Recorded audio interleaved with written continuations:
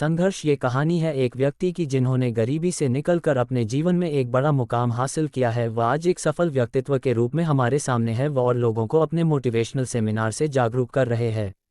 जी हाँ, हम बात कर रहे हैं राजस्थान के करौली जिले के निवासी हैं, वर्तमान में टोंक जिले में रह रहे हैं। बीएसएनएल जयपुर में सरकारी कर्मचारी के रूप में कार्यरत हैं। दीपराम जी ने अपनी शिक्षा में एमबीए किया है। उन्होंने अपने मोटिवेशनल स्पीच से कई लोगों को पढ़ाई के प्रति जागरूक किया व उन्होंने एक संस्था के साथ जुड़कर सेवावर अर्थ संस्था के साथ जुड़कर गरीब व जरूरतमंद बच्चों की मदद करते हैं, जिसमें बच्चों के लिए कपड़े व पुस्तकें, कॉपी, पेन, पेंसिल उपलब्ध करवाते हैं। जिस कमी से कभी वे गुजरे थे उससे और बच्चे ना गुजरे। दीपराम महावर जी बचपन से ही पढ़ाई में अच्छे थे। बचपन में ही उनकी मां के देहांत के बाद पिताजी ने घर की जिम्मेदारी संभाली व मजदूरी करके घर चलाते थे। अपने पिताजी की स्थिति को देखकर उन्होंने बच्चों को ट्यूशन पढ़ाना शुरू कर दिया व बीटेक कंप्लीट किया। वर्तमान में जयपुर के बीएसएनएल ऑफिस में कार्यरत हैं। दीपराम महावर जी ने 2 वर्ष पहले एक मोटिवेशनल बुक को लॉन्च किया था जो उन सभी बच्चों के लिए कारगर साबित होगी जो अपनी पढ़ाई भी कर रहे हैं, वह अपने लक्ष्य को लेकर कार्य कर रहे और सफलता पाना चाहते हैं, जिन्हें एक सही गाइडलाइंस की आवश्यकता है। आपके हर उस सवाल का जवाब मिल जाएगा जिसे आप सफलता पाने के लिए करते हैं। बुक के अंदर सफल होने 10 मूल मंत्र भी हैं जिन्हें यदि आप अपनाते हैं तो आपको सफल होने से कोई नहीं रोक सकता। और सबसे अच्छी बात यह है कि इस बुक का मूल्य है जो कि बच्चों के लिए निःशुल्क रखा गया है। दीपराम महावर जी का मानना है कि यदि बच्चे इस पुस्तक को पढ़कर सफल हो जाते हैं तो मैं समझूंगा कि मुझे इसका मूल्य मिल गया है। आइए स्वयं दीपराम महावर जी से सुनते हैं बुक के बारे में। तो मैं सबसे पहले अपने बारे में थोड़ा सा इंट्रोडक्शन देना चाहूंगा कि मैं कौन हूं और क्या करता हूं। मेरा पूरा नाम दीप राम महावर है और मैं ग्राम पोस्ट जोल, तहसील टोड़ाभीम और जिला करौली से हूं। मेरी लाइफ का, मेरे जीवन का जो मेन जो मकसद है वह शिक्षा के प्रति बच्चों को जागरूक करना। आप सभी लोग मेरे हाथ में एक मोटिवेशनल बुक देख रहे होंगे। ये मोटिवेशनल बुक, मैं सबसे पहले इसके बारे में आपको बताना चाहूंगा। ये जो बच्चे हैं, चाहे वो 9th के हैं, 10th के हैं, 11th के हैं, 12th के हैं, या जो यहाँ के जो मेरे सामने जो कुछ बच्चे भी बैठे हुए हैं जो वो आगे की पढ़ाई कर रहे होंगे, ग्रेजुएशन कर रहे होंगे या डिफरेंट टाइप की एजुकेशन ले रहे होंगे, तो ये जो मोटिवेशनल बुक है ये 60 पेज की है। मतलब आपको कैसे पढ़ना है, जीवन में कैसे आपको पढ़ना है। तो हमने एक एनजीओ बनाया है, सेव अवर अर्थ फाउंडेशन। आपको इतना लंबा नाम यदि याद नहीं रहे तो आप मेरा नाम याद हो जाएगा आपको। तो मेरा नाम आप गूगल के अंदर, केवल गूगल के अंदर सर्च करें दीपराम महावर, या मेरा मोबाइल नंबर सर्च करें। मोबाइल नंबर को आप नोट कर सकते हैं 9414002289। तो गूगल के अंदर मेरा नाम या मेरा मोबाइल नंबर गूगल ट्रेंड में है। जैसे आप मेरा नाम वहां पर देंगे या मेरा मोबाइल नंबर देंगे तो आपको ये वाली जो बुक है वो आपको शो हो जाएगी और वहां से आप इसको पढ़ सकते हैं।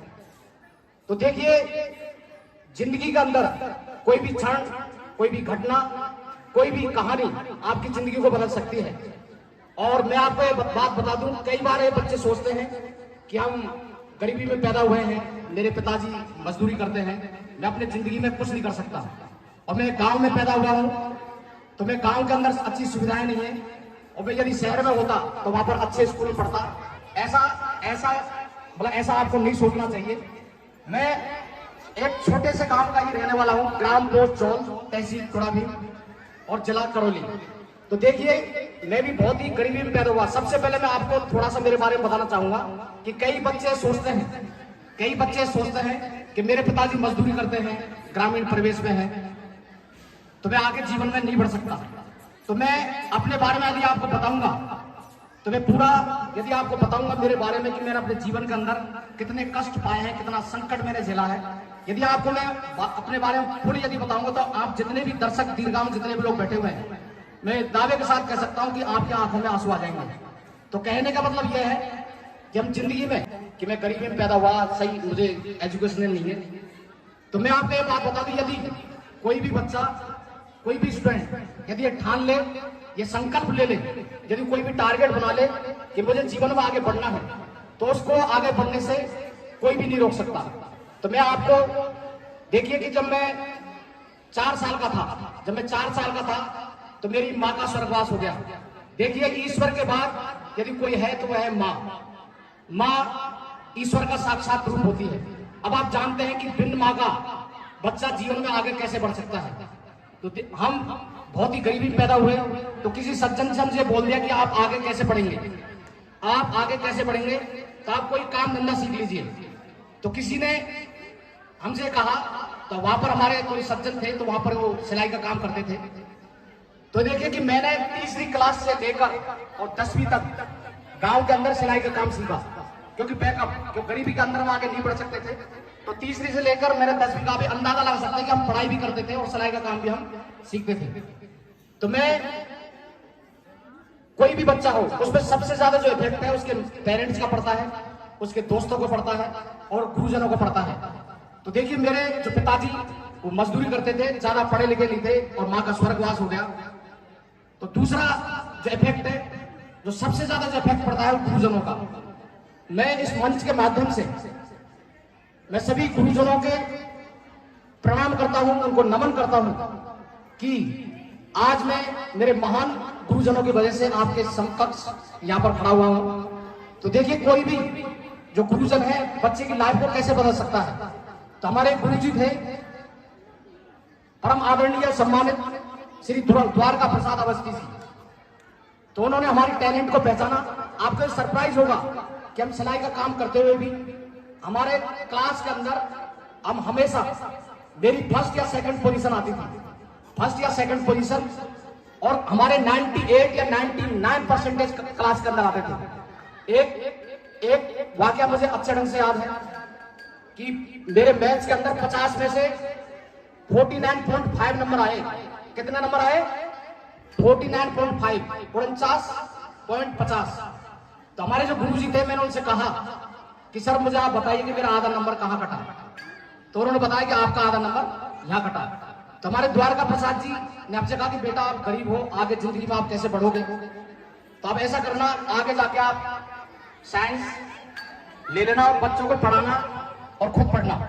तो उनकी बात देखिए, कोई भी मैंने पहले भी कहा था कि कोई भी क्षण, कोई भी घटना आपकी जिंदगी को बदल सकती है। तो उन गुरुजी की हमारे दिमाग के अंदर बात बैठ गई, हम आगे पढ़ते रहे। तो हमारे 9th क्लास के अंदर संस्कृत सब्जेक्ट हमारे था पहले और अभी भी है वो। तो 50 नंबर में से मेरे 17 नंबर आए। कितने नंबर आए? 17 नंबर। और हमने, हमारे गुरुजी ने हमसे बोल दिया कि आपको जाके साइंस लेना है, बच्चों को पढ़ाना है, पढ़ना है। तो मैं फिर से बोल रहा हूँ कि यदि आपके मन के अंदर दृढ़ विश्वास हो, संकल्प हो, यदि आप कोई भी चीज सोचिए, हमारे उस समय मतलब गुरुजन भी नहीं थे संस्कृत के, तो आपको सरप्राइज होगा सुनकर कि 50 नंबर में से मेरे उस समय 49 नंबर आए। कितने नंबर आए? 49। तो कहने का मतलब है कि कोई भी बच्चा जन्म से वो कमजोर या होशियार नहीं होता है। जिस दिन वो सोच ले उसी दिन वो अपने जीवन के अंदर कुछ भी प्राप्त कर सकता है। पर हमने 10 80% से पास किया। आप यहाँ पर मेरे गुरुजन भी बैठे हैं बहुत सारे। उस समय देखिए 91 के अंदर हमने 10th को किया। तो उस समय यहाँ पर आज के बच्चों को शायद पता नहीं होगा कि उस समय 10th के अंदर 9th और 10th का सिलेबस एक साथ आता था और उस समय इंटरनल नंबर भी नहीं मिलते थे। तो उस समय ये बड़े सरप्राइज की बात है कि उस समय हमारे 80% बने। और हमारे स्कूल के अंदर, हमारे स्कूल में 150 बच्चे थे, 150, और 150 में से मात्र 17 बच्चे पास हुए। कितने बच्चे हुए? 17। और उसमें से भी 6 बच्चे, जो 6 बच्चे थे वो केवल फर्स्ट डिवीजन पास हुए थे। तो हमने 11th में एडमिशन ले लिया। बाद में हमने पीईटी की तैयारी की, प्री इंजीनियरिंग टेस्ट, जो कि पहले इंजीनियरिंग कॉलेज में उसका सिलेक्शन होता था और आजकल पीईटी एग्जाम नहीं होती है। इस समय जो आईआईटी जेईई एग्जाम होती है उसके मेरिट के अकॉर्डिंग आपके इंजीनियरिंग कॉलेज में सिलेक्शन होता है। तो देखिए उस समय 1994 में बिना किसी कोचिंग, बिना किसी ट्यूशन के, सेल्फ स्टडी से उस समय हमारी 12th रैंक बनी राजस्थान के अंदर। और हमारा जो एडमिशन है हिंदुस्तान की मानी हुई कॉलेज MNIT जयपुर के अंदर हमारा एडमिशन हुआ, MNIT के अंदर। तो आप चाहें तो मेरे लिए आप जोरदार तालियां बजा सकते हैं। तो हमने वहां से पढ़ाई पूरी कर ली। अब आप देखिए, मैंने अपने पिताजी से, मैं केवल इसलिए बता रहा हूं कि कई बच्चे यहाँ पर मेरे सामने बैठे हुए हैं जो सोचते हैं कि हम पैसे के अभाव में जिंदगी में आगे बढ़ नहीं सकते, हम कामयाब नहीं हो सकते। वो केवल और केवल उनका एक बहाना हम कह सकते हैं कि पैसा आपको सुविधाएं दे सकता है।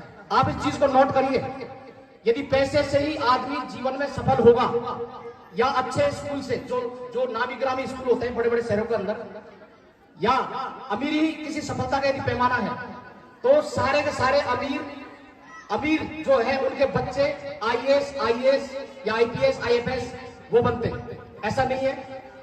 और या सारे अमीर बच्चे नहीं बनते तो गरीब बच्चों का कहीं भी नंबर नहीं आता। तो आज बहुत सारे उदाहरण हैं जो कि गरीबी में पैदा हुए, अच्छे स्कूल में उनका मतलब मान लो नहीं पढ़े, फिर भी वो अपने सफलता के मतलब शिखर पर हैं। तो आप भी जिंदगी के अंदर आगे बढ़ सकते हैं। तो देखिए कि मैंने अपने पिताजी से बोला कि हम बहुत गरीब हैं, आप मजदूरी करते हैं, तो आपको मेरे बारे में मतलब कहीं भी किसी भी बात की चिंता करने की जरूरत नहीं है। हम देखते हैं कई बच्चे अपने पेरेंट्स को परेशान करते हैं कि मुझे आप इतने रुपए भेजिए, इतने भेजिए। हम भी देखते हैं कई बच्चे माता पिता जैसे तैसे उनको कमा कर भेजते हैं, लेकिन वो पढ़ने पे ध्यान नहीं देते हैं। तो मैंने अपने पिताजी से कहा कि आपको मेरे बारे में चिंता करने की जरूरत नहीं। आप इस चीज को गौर से सुने कि एक बच्चा मतलब एक लड़का जयपुर के अंदर जिसके जेब में 1 रुपया नहीं है और वो जयपुर के अंदर चला जाता है, तो हम सुबह कॉलेज में 8 बजे जाते, शाम को 4 बजे आते, और 4 बजे के बाद हम ट्यूशन पढ़ाते और वहां से जो अर्निंग होती, वहां से जो पैसे हमें मिलते, उससे हम स्कूल की फीस वगैरह हम जमा कराते और हॉस्टल का हम इस तरीके से हमने कुशलता पूर्वक हमने बीटेक की पढ़ाई कर ली और हमारी जॉब लग गई। तो अब मैं आगे आता हूँ कि पढ़ने की कोई उम्र नहीं होती। कई बार ये लोग कई बार सोचते हैं कि हम पढ़ नहीं सकते, ये नहीं पढ़ सकते। तो हमारी शादी हुई तो हमने हमारी जो धर्मपत्नी उनको हमने मोटिवेट किया आगे जाके, उन्होंने ग्रेजुएशन कर रखा था, तो हमने उनको कहा कि आप भी आगे पढ़िए। तो हमने उनको सपोर्ट किया, तो उन्होंने फिर बीएड किया, एमए किया, तो उसके बाद वो भी 3rd ग्रेड इस समय टीचर हैं। तो आप उनके लिए ताली बजा सकते हैं। तो हमारे वो बेटियां हुई। तो देखिए कि मैं यहाँ पर बहुत ही इंपॉर्टेंट आपके लिए शब्द बोलूंगा, I can, he can, they can. या आई कैन जो शब्द है बहुत ही पावरफुल है। आई कैन का मतलब यह है मैं कर सकता हूं, ही कैन वह कर सकता है, दे कैन वो कर सकते हैं। तो हमने हमारी बेटियों को बचपन से ये सिखाया कि बेटा मैं इतनी गरीबी से यहाँ पर पहुंचा हूं, तो आप भी ऐसा कर सकते हैं, आप भी ऐसा कर सकते हैं। तो मेरी जो बेटियां हैं वो पढ़ने के अंदर एवरेज, हम देखते हैं कि आजकल के कई पेरेंट्स बच्चों के ऊपर इमोशनली अत्याचार करते हैं।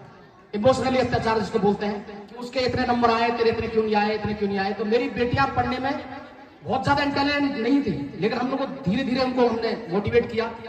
तो 10th के अंदर बड़ी वाली बेटी के 94% आए। कितना आए? 94।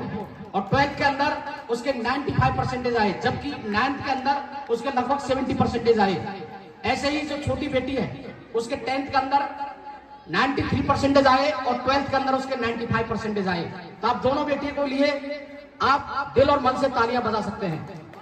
तो मैं यहाँ पर सभी ग्रामवासियों से, मेरे परम आदरणीय सम्मानित ग्रामवासियों से मैं निवेदन करना चाहूंगा कि आप अपने बच्चों को पढ़ाएं। और मैं बच्चों से भी यह निवेदन करूंगा कि आप अपने पेरेंट्स का, अपने गुरुजनों का, अपने गांव का नाम रोशन करें। और जो बड़ी वाली बेटी है, मैं यहाँ पर जो मेरी बेटियां हैं, यहाँ पर सामने जो बेटी है मेरे मतलब बच्चे, मेरे बच्चों के समान ही हैं। मैं उन बच्चों से बोलना चाहूंगा जो बेटियां हैं वो 2 खानदानों का नाम रोशन करती हैं। तो बड़ी वाली जो बेटी है मात्र 16.5 साल की उम्र में बिना किसी कोचिंग, बिना किसी ट्यूशन के उसने जो हिंदुस्तान की नहीं बल्कि विश्व लेवल की मानी हुई एग्जाम जिसको हम बोलते हैं IIT JEE, उसमें उसका बिना किसी कोचिंग और ट्यूशन के उसका सिलेक्शन हुआ मात्र 16.5 साल की उम्र में। और IIT BHU से उसने कुशलता पूर्वक उसने बीटेक और एमटेक किया। वहां से मात्र 21.5 साल की उम्र में वो वहां से आ गई और आज वो कॉलकॉम कंपनी में जॉब कर रही है। ऐसे ही जो छोटी बेटी है उसका भी IIT JEE में सिलेक्शन हुआ और हिंदुस्तान की मानी हुई कॉलेज NIT के अंदर नंबर 1 और ओवरऑल इंजीनियरिंग कॉलेज में 8th पोजीशन की, जो कि NIT कर्नाटक में वो पढ़ाई कर रही है।